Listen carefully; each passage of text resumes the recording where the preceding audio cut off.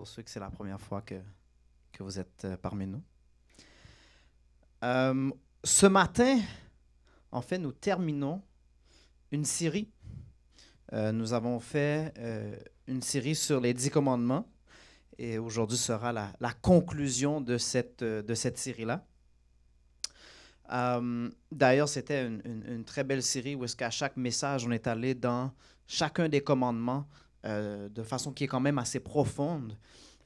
Et puis, je sais que beaucoup de personnes l'ont apprécié. Là, certains qui n'étaient peut-être pas là, ils disent « Ah, là, j'ai tout manqué la série, on a la conclusion. Est-ce qu'il y a quelque chose pour moi? » Je vous rassure, le message, il y aura quelque chose pour vous. Et puis d'ailleurs, pour ceux qui ont assisté aux autres messages, mais n'hésitez pas aussi à partager. On parle souvent de notre sondage. N'hésitez pas à partager vos commentaires, vos réactions sur le sondage ou même si vous l'avez écouté en ligne. Si jamais il y en a qui veulent l'écouter, mais les messages sont également en ligne sur YouTube. Vous pouvez aller rechercher ECS, série 10 commandements. Vous allez trouver quelque chose. Alors ce matin, ce qu'on va faire, très simple. On va juste faire un rapide survol de l'introduction, le contexte des 10 commandements.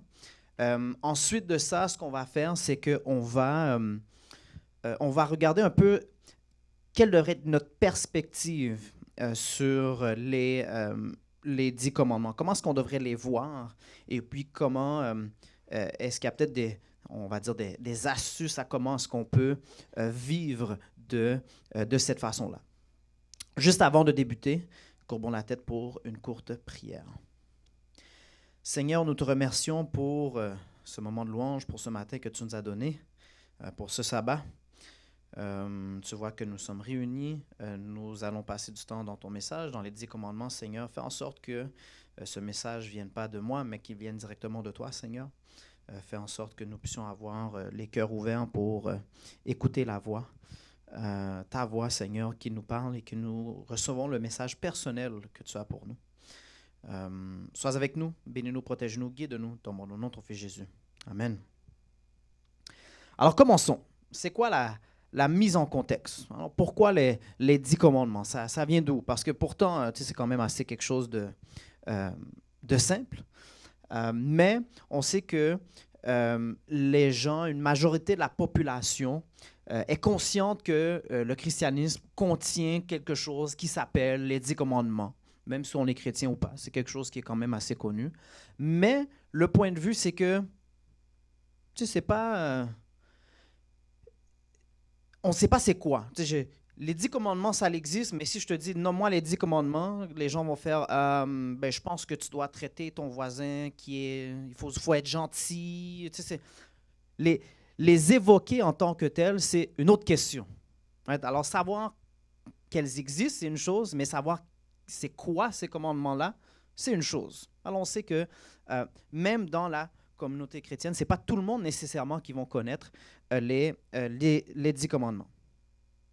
Non seulement ça, c'est que, surtout en Occident, le christianisme et les préceptes qui viennent avec, tels que les 10 commandements, sont perçus comme étant des choses anciennes.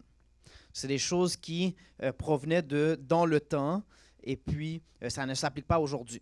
Même avant que moi, je tombe dans la foi, c'est une perspective qui est très courante dans les écoles ou dans les jeunes ou les gens qui ne connaissent pas nécessairement c'est quoi. C'est des choses que sur des vieilles tablettes avec un vieux monsieur barbu qui a donné ça dans le temps à un peuple, dans le temps dans un désert. Alors on s'entend, c'est le point de vue, c'est très facile à tomber. C'est pas des choses qui sont applicables aujourd'hui en 2024 avec toute la technologie, toute la science, toute la philosophie qu'on a.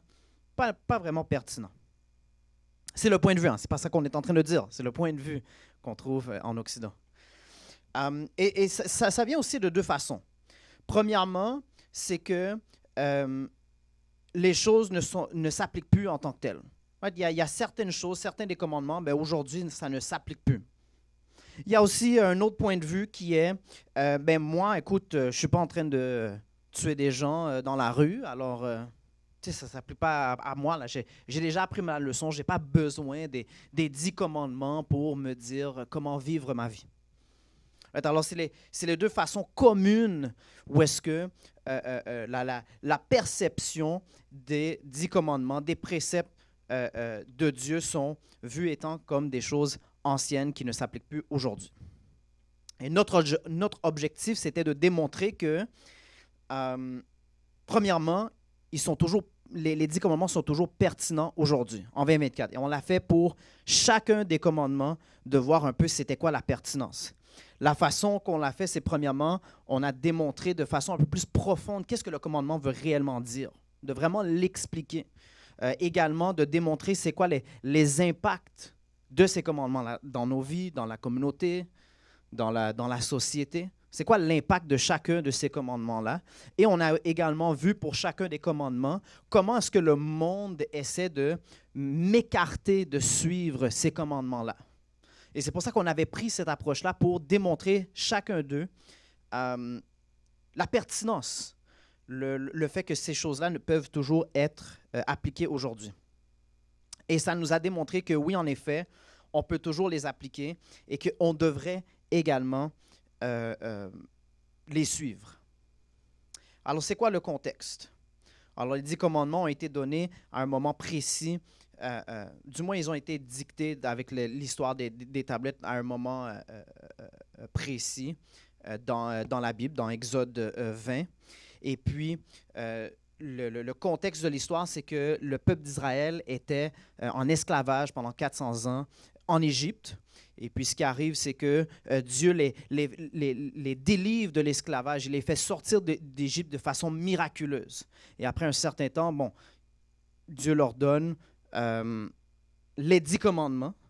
Et puis, juste avant d'entrer dans la terre que Dieu les a promis pour leur liberté. Et puis, les 10 commandements commencent avec le verset suivant, Exode 20, versets 1 et 2.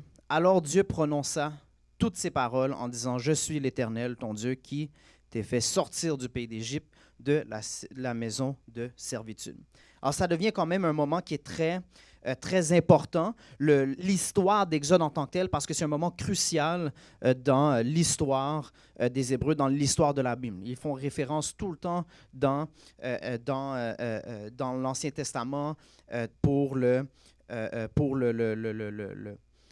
comme exemple du caractère de Dieu. Et puis, non seulement ça, mais ce n'est pas juste Moïse qui est en train d'écrire des lois qu'il pense qui sont pertinentes. Right? C'est 10 commandements qui sont donnés directement de Dieu, que Dieu lui-même va écrire sur les tablettes et donner à Moïse. Alors, on s'entend, c'est des préceptes qui sont très importants. Alors ça, c'est une mise en contexte générale. Et l'objectif maintenant, c'est de voir, mais de quelle autre façon plus profonde de voir l'ensemble des 10 commandements. On a fait chacun des commandements, mais maintenant l'ensemble des 10 commandements. Et on en avait touché un peu lors de l'introduction. On parle de liberté. Une façon de les voir, c'est que ce sont des lois de la liberté. Premièrement, ce qu'on doit reconnaître, c'est que un peuple qui sort d'esclavage se rend en quelque part, et puis là, la personne qui sort de l'esclavage dit, bon, maintenant j'ai des règles à suivre. C'est un peu bizarre comme approche. On vient de te sortir de l'esclavage, puis là, je te dis, maintenant, tu dois faire ça. Mais, malgré que nous, on peut le percevoir comme un autre type d'esclavage, puis on va parler un peu de ce sujet-là, mais il y a une raison très simple pour ça. Vous voyez l'image, ça c'est Pinocchio. Si jamais il y a des personnes qui n'ont pas vu l'histoire, ce n'est pas grave. Je vous fais un résumé du point important. Dans l'histoire, Pinocchio, c'est une marionnette qui essaie de devenir un vrai garçon. Et puis, il est supposé d'aller à l'école. Et puis, au lieu d'aller à l'école, mais ce qui arrive, c'est qu'il se fait influencer à aller à une île de plaisir au lieu d'aller à l'école. Et puis, rendu à cette île de plaisir-là, mais c'est plein d'enfants qui ne veulent pas aller à l'école et ils font plein de choses qu'ils veulent faire. Mais ce qui arrive, c'est qu'à fur et à mesure, il y a des enfants qui sont en train de jouer au billard et qui sont comme à un bar. Là. On s'entend, ils font des choses d'adultes que même les adultes ne devraient pas faire. OK. Et ce qui est intéressant, c'est qu'à un certain point, quand le temps avance, les enfants, chacun, un après l'autre, commence à se transformer en âne. C'est ça qu'on voit dans l'image ici. Il commence à se transformer en âne. Et c'est très représentatif, c'est très métaphorique. Ce qui est intéressant, c'est que des fois, on pense que si on a la liberté, on va juste s'enfuir et on va faire ce qu'on veut.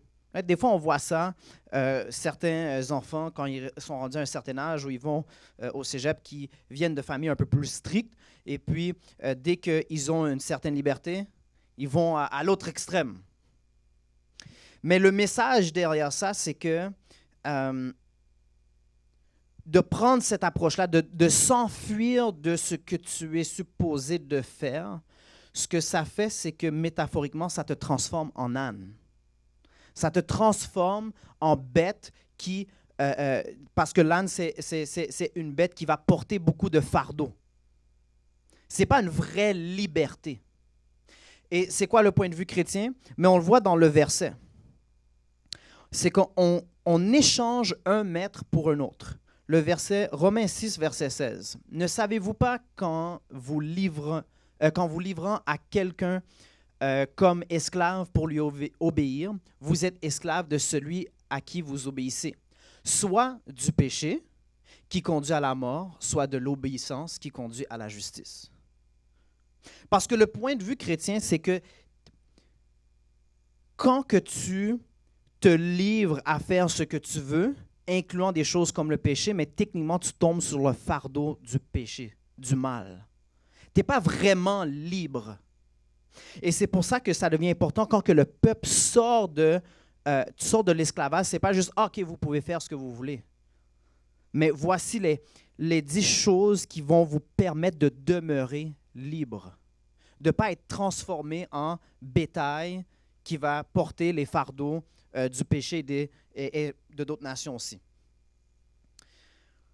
Alors, ces commandements sont là pour nous protéger, pour ne pas devenir esclaves du péché, et puis également de ne pas devenir esclaves des mauvais impacts de ces péchés-là. C'est pour ça qu'on a pris le temps de discuter chacun des conséquences sur nous, de qu'est-ce que ça fait si on ne vit pas de cette façon-là. Et puis, non seulement que ça va nous protéger, mais quand tout le monde suit ces commandements-là, mais c'est comme un commandement collectif. Ça veut dire que si tout le monde dans la communauté ne vole pas de l'un et l'autre, mais ça nous protège également de quelqu'un qui va venir prendre nos choses. Alors ça aussi, c'est une autre forme de liberté qui vient s'ajouter au fait que les gens d'une communauté vivent d'une certaine façon. C'est que ça s'assure que la même façon que moi, je ne vais pas le faire à quelqu'un d'autre ne va pas me le faire à moi. Et c'est dans ce sens-là, des fois, on va entendre que c'est comme des promesses. Alors, il y a comme 2 facettes là, de ces promesses-là, mais une facette, c'est que personne d'autre dans la communauté va faire ces choses-là envers nous. Certaines personnes aussi, on voit les commandements comme étant restrictifs. Ah, ben là, ça dit tu ne devrais pas, tu ne devras pas faire ci, il ne faut pas faire ça, il ne faut pas. Mais en fait, cette façon-là de prescrire des commandements, c'est une façon qui est beaucoup plus, qui donne beaucoup plus de liberté. C'est ce qu'on appelle des libertés négatives. Il y a une différence entre, exemple, si moi je te dis tu dois faire X. Si tu dois faire X, ouais, tu es forcé à faire quelque chose. Mais quand que je dis tu ne devrais pas faire Y et Z, mais ce que ça fait, c'est que ça te met ça crée un encadrement, mais tu peux faire tout ce qui est à l'intérieur de l'encadrement. Tu n'es pas forcé à faire une chose. C'est que c'est vrai, là, il ne faut pas dépasser une certaine ligne. Ce n'est pas un secret. Mais ça donne beaucoup plus de liberté parce que je ne suis pas en train de dire que tu dois faire X, tu dois faire ça, puis là, une liste de choses que tu dois faire. C'est fais tout ce qui est à l'intérieur de ce périmètre-là. Alors, c'est une forme de commandement qui est beaucoup plus libre que si je te dis tu dois faire ci, tu dois faire ça, tu dois faire, puis là, avoir une liste là au complète de choses que tu dois faire. Je je vais donner comme exemple, il fut un temps, on avait déjà fait un atelier sur la modestie dans une église. Et puis c'était un peu l'approche qu'on avait dit. Alors, on avait un peu des principes que, ben, voici le principe pour ne pas tomber dans tel extrême, et voici le principe pour ne pas tomber dans tel extrême, mais tout ce qui est à l'intérieur de ces principes-là, tu peux le faire. C'est pas vrai qu'à l'église, soit absolument porter du blanc à chaque sabbat, et avoir les mêmes souliers, la même... Comme on s'entend, il y a des limites. Il y a quand même des principes. Ça ne veut pas dire que je vais venir habillé de façon inappropriée. Mais dans les choses qui sont appropriées, il y a beaucoup de choses. Pourquoi? Parce qu'on prend une approche qui donne certains paramètres, mais que tout le reste est inclus. Je pense que vous comprenez le point. Alors, les lois de la liberté, c'est plus que juste un commandement, mais ça te permet à être une personne libre. Non seulement ça, mais des lois de promesse. Et là, on va peut-être je vois qu'il y a aussi beaucoup de chrétiens, mais on va peut-être le présenter d'une façon un peu différemment.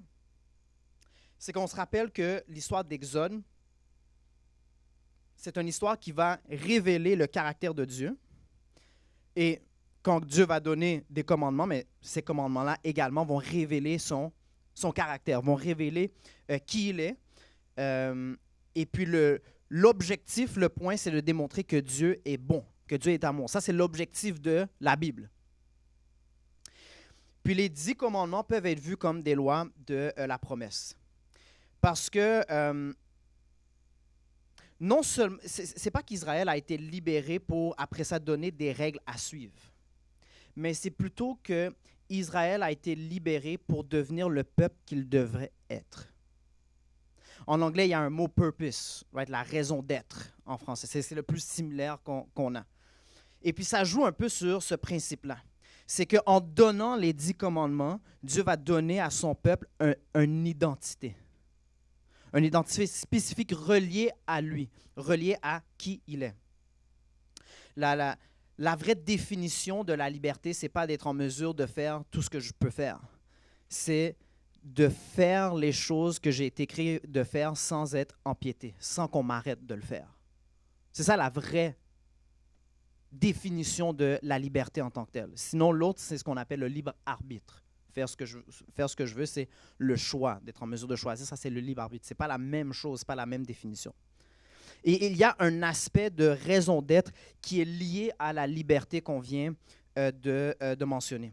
D'ailleurs, si on retourne dans notre image de Anne, souvent des personnes qui vivent longtemps dans une mentalité qui peut faire tout ce qu'ils veulent, souvent ils se sentent vides. Ou ils ont la difficulté à se connaître, ils ont beaucoup de difficultés avec leur identité. Right? Tout ça, c'est relié. Parce que quand tu fais beaucoup de choses qui sont contre nature, que tu l'acceptes ou pas, mais ce qui arrive, c'est que tu perds cette identité-là. Tu perds ta raison d'être. Alors, 1 Jean 2, versets 3 et 5. « Si nous gardons ces commandements, par là, nous savons que nous l'avons connu. Celui qui dit « Je l'ai connu » et qui ne garde pas ses commandements est un menteur, et la vérité n'est point en lui. Mais celui qui garde sa parole, l'amour de Dieu est véritablement parfait en lui. Par là, nous savons que nous sommes en lui. » Alors, encore une fois, ça va démontrer qu'une portion de ta raison d'être, c'est de vivre, d'une façon qui va suivre les commandements que Dieu a établis. Et sans ça, on perd notre identité. Ça nous permet d'avoir le caractère que Dieu voulait qu'on aille. Ça veut aussi dire que tu ne peux pas devenir la personne que Dieu veut que tu sois sans les obéir, sans les suivre. On ne pourra jamais atteindre ce niveau-là. Là, je ne vais pas trop rentrer en détail quand on va parler de justification, on ne va pas rentrer dans tout ça. Mais vous comprenez que c'est Dieu nous a créés d'une certaine façon, il veut qu'on vive d'une certaine façon et nous devons vivre de cette façon-là pour vivre d'une façon que son image avait en tête. Le problème, c'est que les gens sont des gens. Hein, on connaît toute cette expression, je suis seulement humain. Right? Les gens, des fois, on veut faire des choses et on fait l'opposé. Des fois, on ne veut pas faire des choses et on fait la chose. D'ailleurs, c'est un verset biblique, ce point-là. Alors, qu'est-ce qu'on fait? C'est quoi? C'est juste ces commandements-là, c'est dans les ordres, puis là, je ne suis juste pas capable de les suivre. Je vous partage 1 Jean 5, versets 3 et 4. « Car l'amour de Dieu consiste à garder ses commandements, et ses commandements ne sont pas pénibles, parce que tout ce qui est né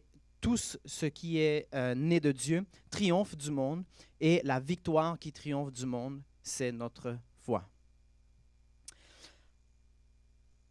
Il ne faut pas aller dans un extrême qu'on ne pense pas que les commandements, ce n'est pas des prescriptions. C'est des prescriptions. On doit les faire. Mais l'objectif de ce verset-là, c'est de démontrer que il nous promet qu'on va être en mesure de vivre de cette façon-là. C'est pas juste, OK, maintenant tu vas vivre de cette façon-là, bye, je m'en vais. C'est pas ça l'objectif. C'est, voici la façon qu'on va vivre et je t'ai donné la possibilité de vivre de cette façon-là. Je te promets que tu vas être en mesure de vivre de cette façon-là. Alors, comment est-ce qu'on les accomplit? Là, on s'entend, l'objectif là, de ce matin, on ne va pas faire un how-to. Hein? OK, voici les 3 étapes que tu dois faire si tu veux. C'est pas ça, non. Ce n'est pas l'approche là qu'on va prendre, mais plutôt de se questionner. Parce que souvent, la façon qu'on voit les choses qu'on croit vont impacter la façon qu'on va vivre. Et c'est plutôt une invitation à réfléchir sur certaines questions qui peuvent vous aider à faciliter le cheminement à vivre votre vie selon les 10 commandements. Alors, premièrement, est-ce que vous les avez vraiment acceptés?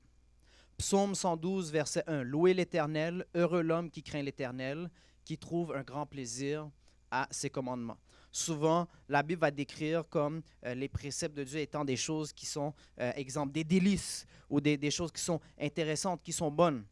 C'est sûr que si on voit les 10 commandements comme étant des choses, mais tu dois faire ça, puis on fait ça parce que on ne veut pas que tu aies du fun dans la vie, mais déjà là, comment est-ce que tu peux t'attendre de vivre d'une certaine façon si tu penses que faire l'autre chose, ça va être mieux pour toi?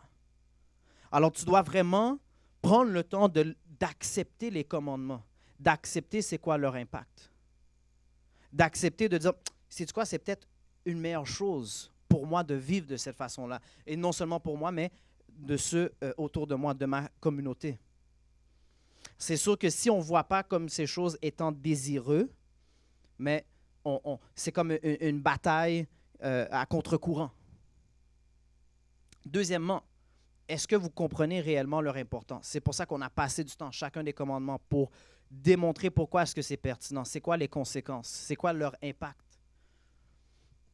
Ecclésiaste 8, verset 11. « Parce qu'une sentence contre les mauvaises actions ne s'exécute pas promptement, le cœur des fils de l'homme se remplit en eux de désir de faire le mal. » Si tu penses qu'ils sont toujours pas pertinents, encore une fois, c'est beaucoup plus difficile de vivre ta vie de cette façon-là. Si tu penses que c'est des choses anciennes, c'est pour ça qu'on a passé du temps à discuter de ça, que ce n'est pas des choses anciennes. Parce que, encore une fois, ça devient un combat à contre-courant. Puis ce qui est heureux et malheureux, ça va dépendre là, de la personne. Mais ce verset-là démontre que des fois, les conséquences, ça n'arrive pas tout de suite. Je vais vous donner un exemple. Quelqu'un qui décide de fumer. Ce n'est pas le lendemain là, qu'il va avoir le cancer. Ce n'est pas comme ça que ça fonctionne. Des fois, c'est le temps. Puis quand une société, d'ailleurs, met de côté les commandements, des fois, ça prend un nombre de générations pour voir qu'après ça, la société tombe dans un chemin qui n'est pas avantageux pour personne, ou du moins pour peu. Alors, c'est important de prendre le risque sérieusement. Le risque que si je ne vis pas ma vie comme ça, il pourrait arriver telle et telle chose, mais souvent, telle et telle chose, ce n'est pas demain que ça va arriver. Mais c'est uniquement quand c'est trop tard que là, on commence à payer le prix pour. Et puis, les humains, d'ailleurs, on est très simple. Hein. Les humains, on évite les choses, on évite la douleur, les choses qui peuvent nous apporter la douleur, et on gravite envers les choses qui sont bonnes pour nous, qui sont désireux, qui vont nous donner certains avantages. Right? Et c'est pour ça que vraiment de comprendre leur importance, de comprendre l'impact négatif de ne pas vivre notre vie de cette façon-là, c'est quelque chose que inconsciemment qui nous aide à vivre d'une bonne façon, de comprendre vraiment les mauvaises choses qui peuvent en découler si on ne le suit pas, et également de voir les bénéfices de le suivre. Dernièrement, ben, réfléchissez sur qu'est-ce qui, dans votre vie, essaie de vous éloigner de ces commandements-là. Jacques 4, verset 4. « Adultères que vous êtes, ne savez-vous pas que l'amour du monde est inimitié contre Dieu? Celui donc qui veut être ami du monde se rend ennemi de Dieu. » Il y avait une raison très spécifique qu'on a, pour chacun des commandements, on a discuté de comment est-ce que le monde essaie de nous influencer à aller à contre-courant, contre les commandements de Dieu. Le monde, il ne faut pas penser que la société n'a aucune influence sur nous. Ou qu'il n'y a pas de... c'est sûr que nous, en tant que chrétiens, on vient déjà, puis on l'a mentionné dans l'introduction, on vient déjà avec cette perspective-là que Dieu existe et il y a un combat spirituel. Mais il faut comprendre que peut-être les choses que nous, on pense, qu'on nous a enseignées quand on était jeunes, qu'on a entendu à l'école, qu'on a entendu de collègues, mais il y a peut-être d'autres sources. Il y a peut-être certaines choses qui essaient de nous détourner. Et puis, si la société essaie de nous détourner des commandements de Dieu, d'après vous, comment est-ce qu'ils vont le faire? Mais une bonne façon de commencer, ça serait de vous dire que les commandements, c'est des choses anciennes, c'est pas pertinent, ça ne s'applique pas. Ou non, ça, c'est pas transgresser ce commandement-là. Alors, il faut vraiment prendre le temps de réfléchir. Le courant du monde, comment que, où est-ce que ça essaie de m'amener? Et puis, si on est ignorant que le monde essaie de nous influencer, mais on peut tomber proie à la déception, à la tromperie.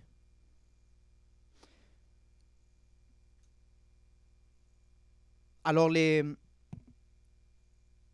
chrétiens, on s'entend, on vient d'un point de vue où est-ce qu'on sait qu'il y a un ennemi qui essaie de nous amener dans un point de vue différent, à vivre d'une façon différente. Et si on n'est pas vigilant, mais on pourrait tomber dans une perspective que telle chose, ce n'est pas le transgresseur, ou telle chose, ben, c'est correct de vivre de cette façon-là. Alors, on va terminer. C'est l'avant-dernière slide. Là, on a parlé beaucoup un peu de réflexion, de comment qu'on devrait le voir. Puis avant d'aller à la conclusion finale, je vous laisse un peu avec cette idée-là. Vous savez, souvent, on entend des chrétiens qui parlent de la prière, de lire la Bible. On parle de passer du temps avec Dieu, d'être en relation avec Dieu. Puis des fois, on est comme, peut-être que moi, je ne suis pas croyant, puis je pense que, ouais, c'est beau, ok, fine, mais ce n'est pas vraiment nécessaire. Puis on essaie de faire les choses, et d'ailleurs, même certains chrétiens, on essaie de faire les choses nous-mêmes sans Dieu. Je vous partage un peu une idée qui a été un peu, je veux dire, débattue dans le film Jurassic Park. Qui a déjà vu le film? Levez la main. Ça fait longtemps, oui, on parle des années 90. OK? Ça fait un bout. Mais c'est quand même un film qui est intéressant. Mais c'est un livre et un film, là. Mais c'est quand même très, très intéressant. Pour ceux qui ne connaissent pas l'histoire, en résumé, là, c'est que c'est quelqu'un qui fait un parc d'attractions sur une île. Mais son parc d'attractions, ce qui est spécial, c'est qu'ils ont des scientifiques qui ont utilisé la génétique pour ressusciter les dinosaures. Alors, on s'entend? Hein, c'est quand même intense. Si on parle de parc d'attraction, là, ça, c'est comme le sommet, right? Et puis, pendant qu'ils sont en train de tout construire, il y a un accident, il y a certains employés qui sont morts.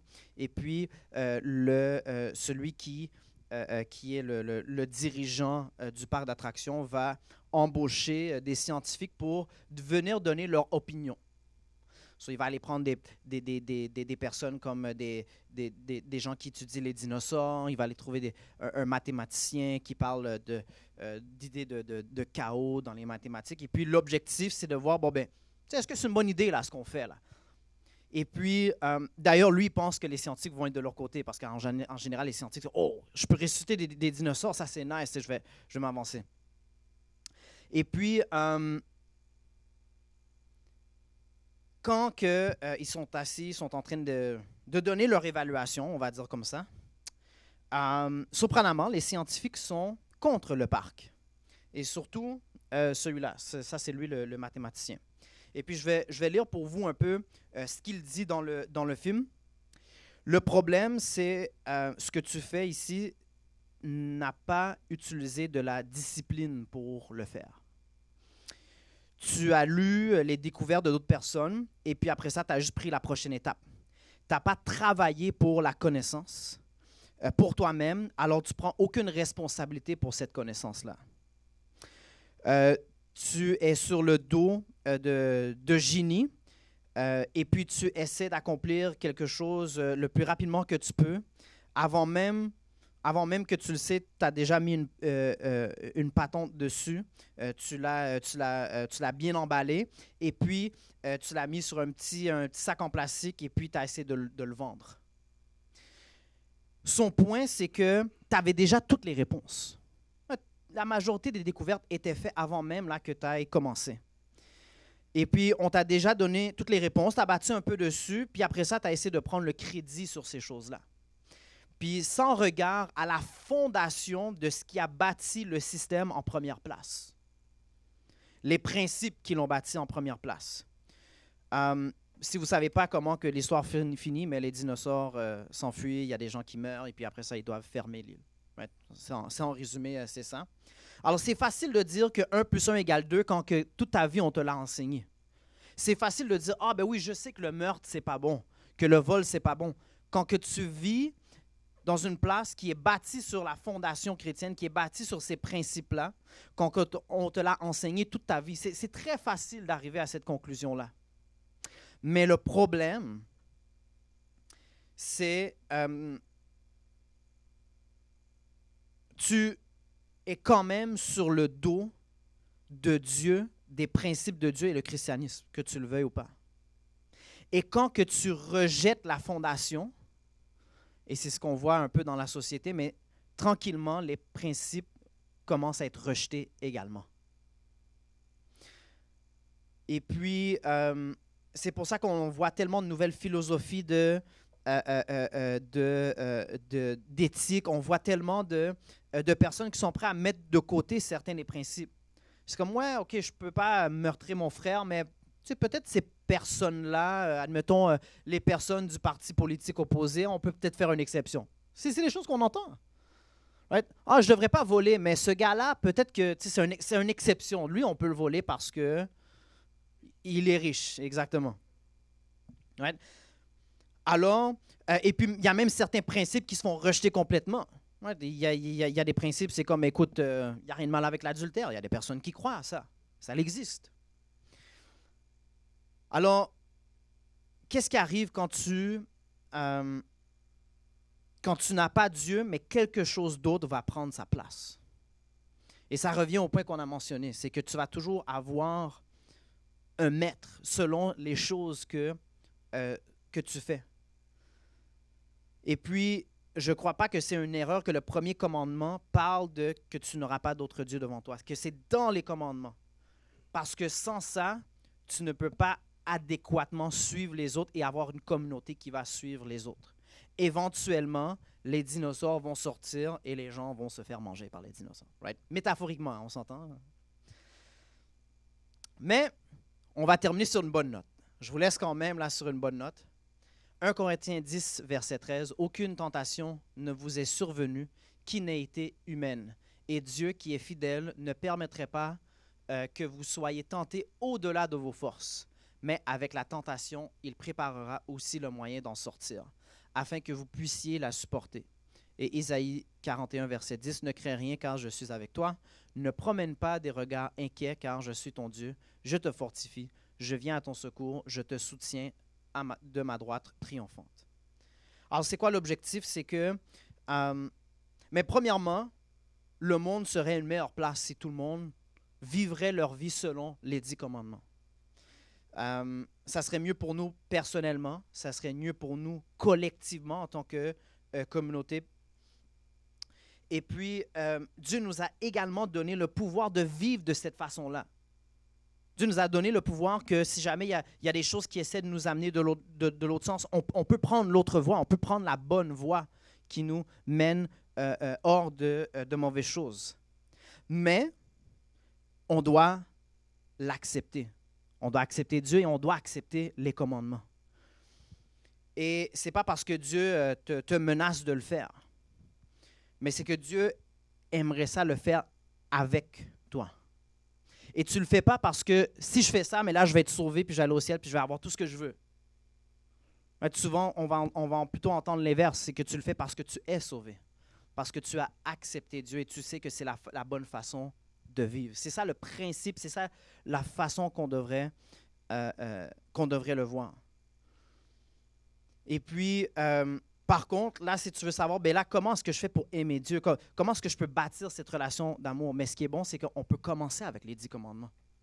Essayer de commencer de vivre notre façon, de vivre notre vie de la bonne façon.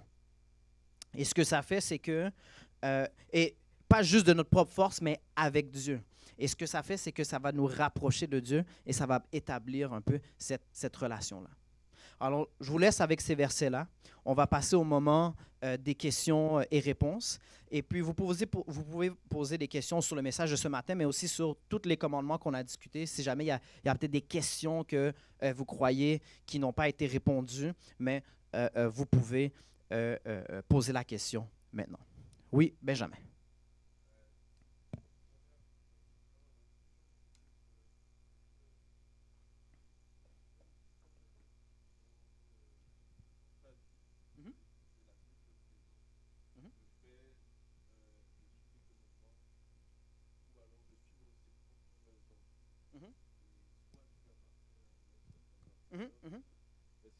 C'est intéressant parce que c'est quelque chose c'est pas seulement dans la Bible que j'ai pu trouver ça.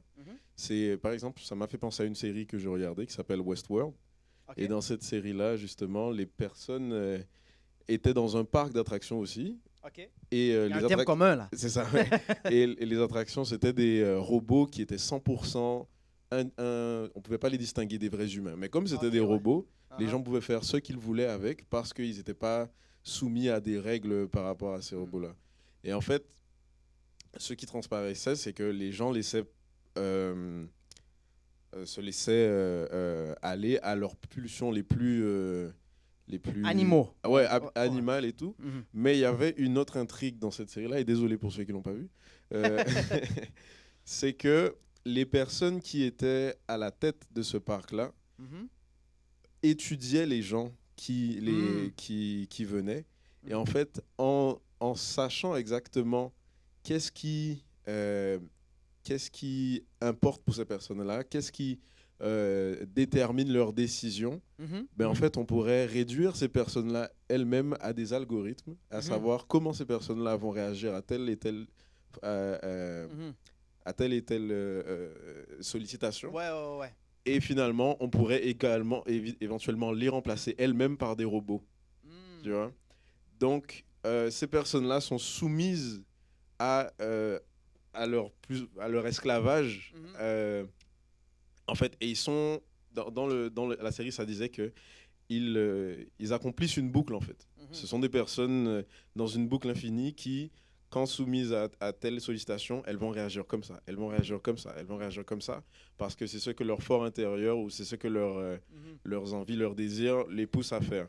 Donc, vu qu'ils n'ont pas autres paramètres externes, ils sont esclaves de seulement leurs désirs et ils peuvent pas faire autrement. Ça, c'était un point. Très intéressant. Ouais. Vas-y, continue. Et deuxième point, c'est quand tu disais que les commandements de la des 10 commandements, en fait, Mhm. sont des interdictions, mais ouvertes, en fait, on va dire. Ouais, ok, ouais. Tu vois ce que je veux dire? Mhm. Qu'en est-il du quatrième, qui, lui, c'est vraiment Oh. un commandement différent. Un peu tu plus vois. direct, on va le dire C'est comme ça. direct, c'est OK. souviens-toi du jour du sabbat, tu Mhm. travailleras 6 jours. C'est pas Mhm. tu ne feras pas telle chose. Non. Ouais, Lui, ouais. hein? Et le premier, ouais, c'est quoi? C'est tu aimeras ton Dieu. Ouais. En fait, le premier et le quatrième OK. sont. Euh, je vais le. Mais en fait, le premier répond au même critère, dans le sens que tu n'auras pas d'autre Dieu sauf moi. So, tu sais, c'est expliqué d'une façon qui est comme une liberté négative. Le, parce que en fait, je pense que le point de Benjamin, c'est que le quatrième est un peu plus. C'est pas, admettons.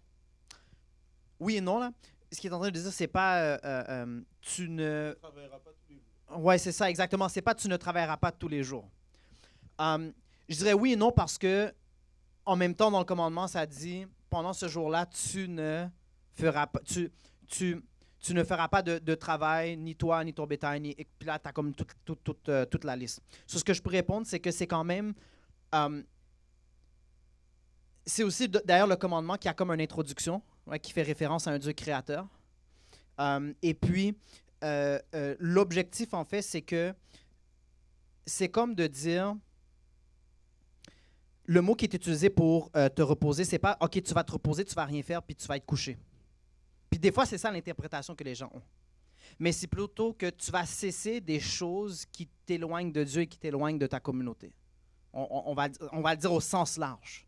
Right? So, l'idée derrière et le principe est quand même,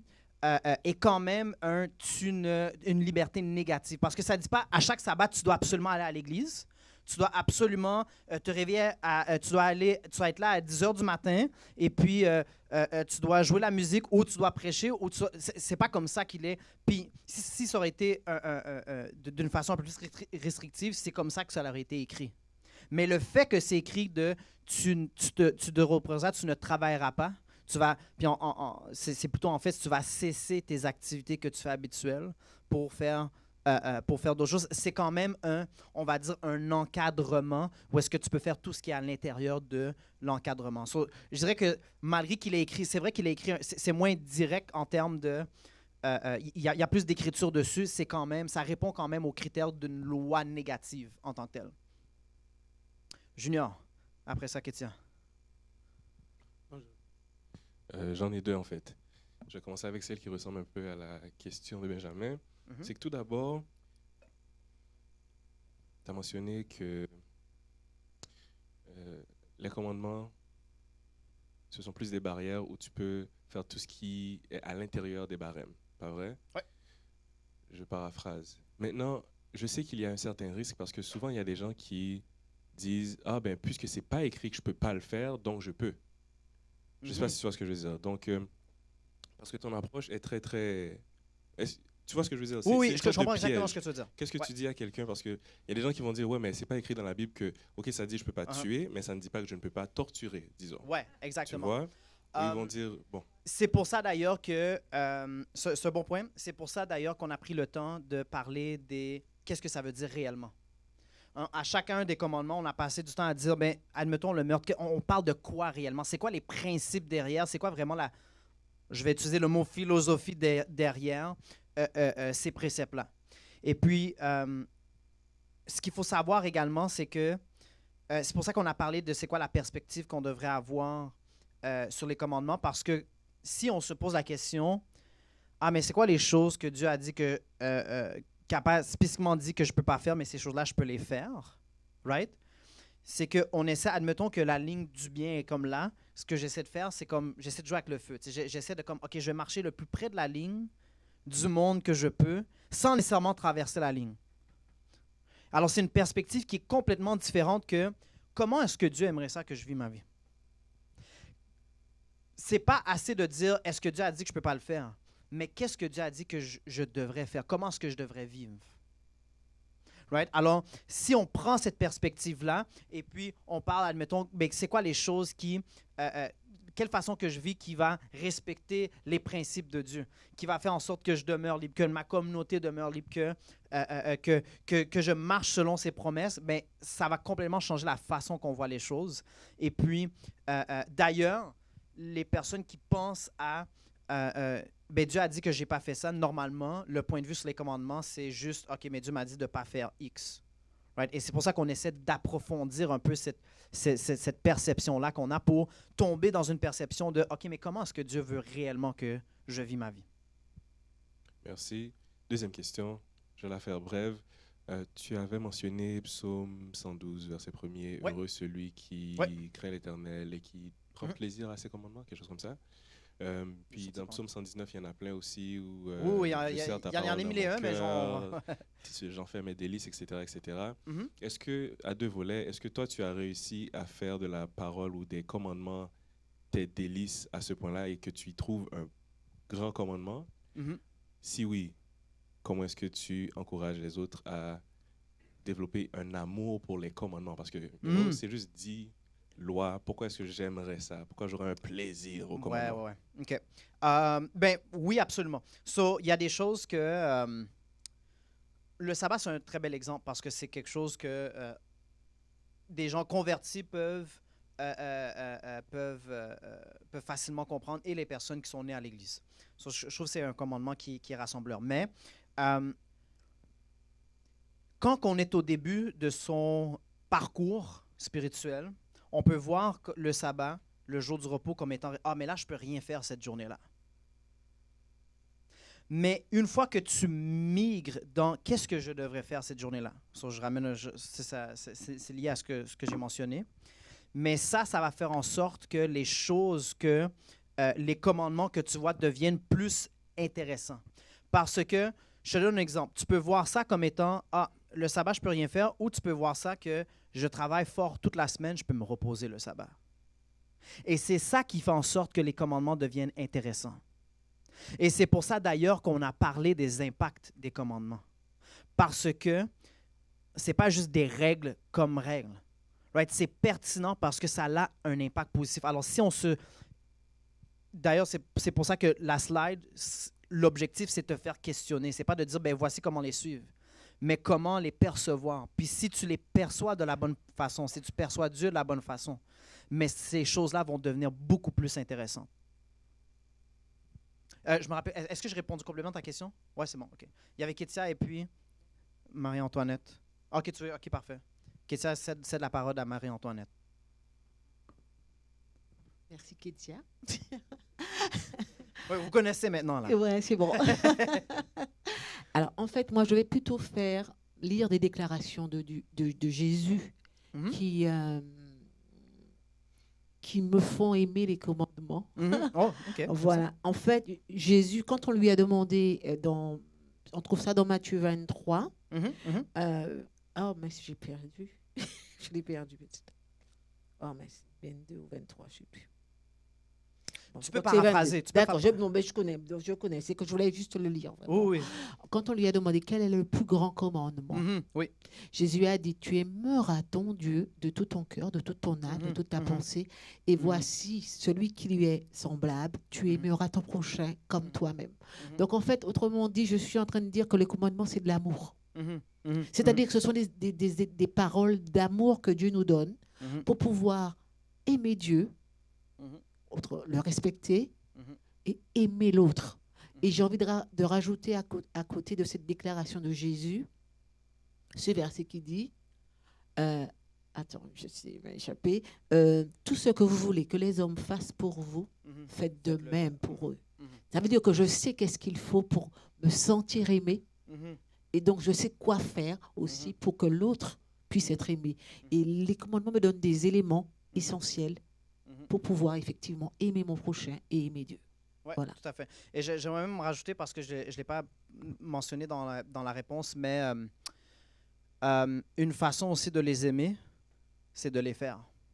Il y a des choses que tu dois vivre d'une certaine façon pour vraiment comprendre.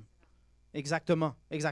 C'est comme le mariage. Le mariage, c'est un concept incroyable, mais c'est encore mieux quand tu le vis dans ta vie. Right? Alors, il y a des choses que tu dois vivre. Et c'est pour ça que Dieu, tout partout dans la Bible, Ancien Testament, Nouveau Testament, souvent, il y a une invitation d'expérience. Viens faire l'expérience. Merci beaucoup, Marie-Antoine. Kétia? Dernier, je te laisse terminer. Je vais être gentil. C'était de ma faute. Nicolas.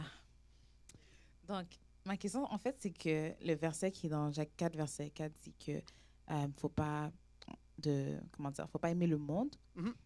Puis dans Jean 3, verset 16, ça dit que Dieu a tant aimé le monde. Donc, je voulais voir comment tu faisais la distinction entre les deux. Ouais. OK. C'est une bonne question. Ça, c'est une question aussi de compréhension. Quand ici, Jacques parle du monde, il parle de la société, il parle de la façon que les choses sont. Tandis que quand Jésus parle de aimer le monde, il parle de la communauté humaine, des humains, des personnes. Right? Alors, c'est la façon de l'appliquer. C'est comme un peu nous, des fois, on a un jargon puis on utilise le même mot pour certaines choses différentes. Alors, quand Dieu dit il attend aimer le monde, c'est qu'il attend aimer chacune des personnes. Il aime toutes les personnes et il veut que tout le monde soit sauvé. Tandis qu'ici, il parle de la société à l'encontre de Dieu. La façon que les choses fonctionnent ici est à l'encontre de Dieu. Alors, ce n'est pas la même application du mot monde. Sur ce, on va. Je sais que j'avais vu d'autres mains là derrière qui se sont levées, mais ce qui est bon, c'est qu'on a un moment de communauté après. Alors, ça va être le parfait moment là pour échanger, continuer la belle discussion. Je vais juste faire une courte prière et puis on va terminer avec les chants. Seigneur, nous te remercions pour tout ce que tu as fait pour nous. Nous te remercions parce que tu ne nous laisses pas dans le noir, mais tu nous démontres la façon que tu veux qu'on vive. Et même tu nous aides à vivre de cette façon-là. Seigneur, aide-nous à comprendre. Aide-nous à accepter. Des fois, c'est difficile quand on entend certaines choses parce qu'on a certaines tendances, mais aide-nous à vraiment accepter, Seigneur, les 10 commandements, à comprendre leur impact et à s'éloigner, Seigneur, des courants, des influences qui veulent nous éloigner. Nous te demandons, Seigneur, d'être avec tous, sois avec nous.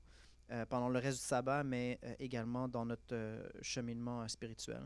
Pardonne nos péchés, bénis-nous, protège-nous, guide-nous. Nous tombons au nom de ton Fils Jésus. Amen. Bon sabbat.